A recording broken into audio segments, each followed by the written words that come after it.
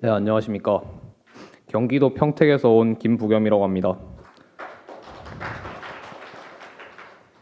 저는 여기서 제 개인의 이야기보다는 사회적으로 약간 커다란 얘기를 한번 해보고자 합니다.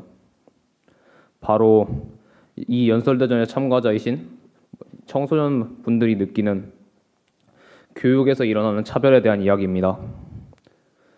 저희 평택이라는 제가 온 도시는 고교 비평준화가 실시되고 있는 지역입니다.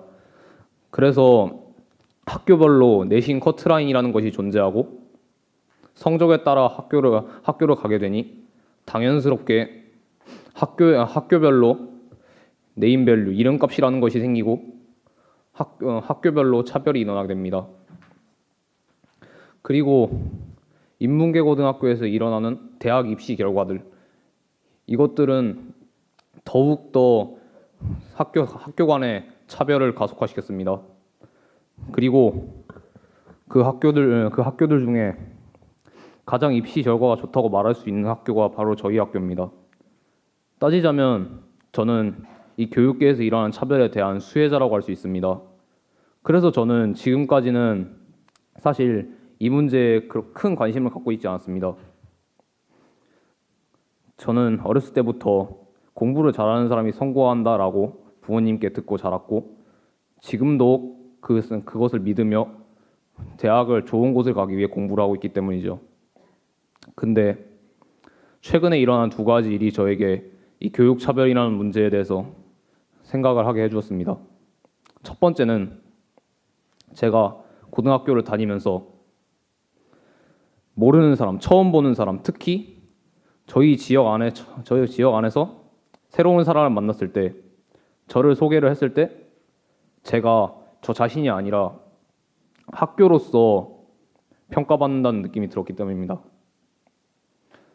두 번째로는 제 중학교 친구 중 특성화고에 다니는 친구가 있습니다. 그 친구가 자기 학교의 친구들이 너무 공부를 하지 않는다. 얘네들은 뭐를 위해 사는지 모르겠다라는 발언을 했던 일이었습니다.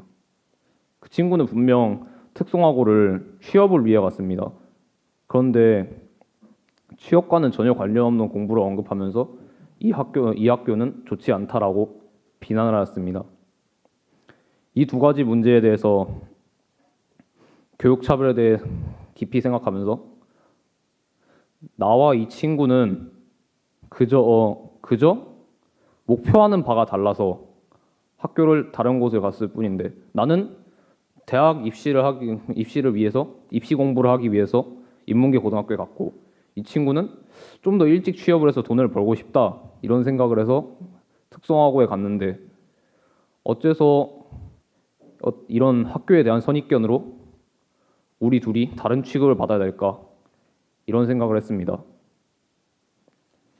이 문제는 비단 학교 차원에서 일어나는 것이 아니라 한 학교 내에서도 선생님들의 공부를 잘하는 학생과 공부를 못하는 학생에 대한 차별 대우로서 찾아볼 수 있습니다. 또한 이 문제는 사회 어른들의 시선에서 청소년을 바라볼 때 끝나는 것이 아니라 우리들 청소년 사이에서도 빈번하게 일어나고 있습니다. 서로의 성적표를 보고 성적을 보면서 농담조로 비난을 섞인 말을 한다던가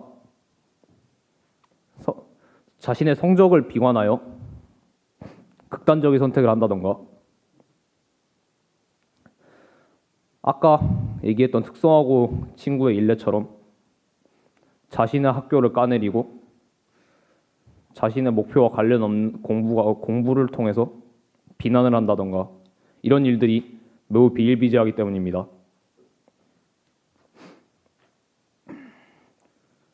우리가 이렇게 결과론적인 성적, 학교 이런 눈에 보이는 스펙들로 언제까지 평가를 받아야 하나요? 우리가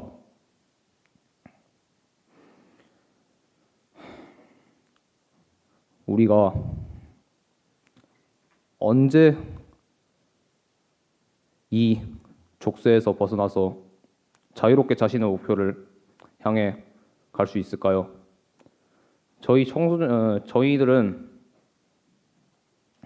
그렇게 판단돼 왔습니다. 사람들은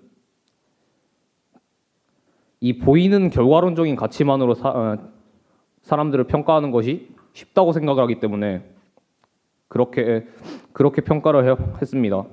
그것이 바로 사회에 만연한 스펙을 추구하는 것이고 이런 것들이 사회에 만연해 있기 때문에 우리는 더욱 개인을 결과론적인 것으로 판단하지 않고 그저 한 명의 사람으로 보아야 한다고 생각합니다. 저희 청소년들을 성적과 학교가 아닌 자신의 목표를 위해 달려가는 한 명의 사람으로 봐주셨으면 좋겠습니다. 감사합니다.